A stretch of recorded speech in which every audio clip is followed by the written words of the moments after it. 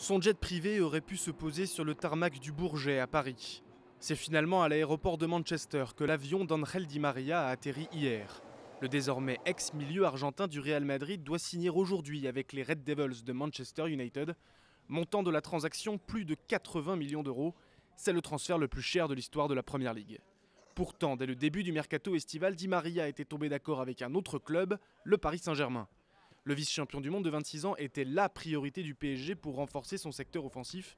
Problème, dans le cadre du fair play financier, l'UEFA a contraint le club de la capitale à ne pas dépenser plus de 60 millions d'euros sur le marché des transferts. Et cette enveloppe a été utilisée en grande partie dès le 13 juin par le PSG, qui s'offre pour 50 millions d'euros le défenseur brésilien David Luiz. Avec le fair play financier, oui, le PSG a en partie évidemment ventilé un argent qui lui aurait pu lui servir dans d'autres secteurs de jeu.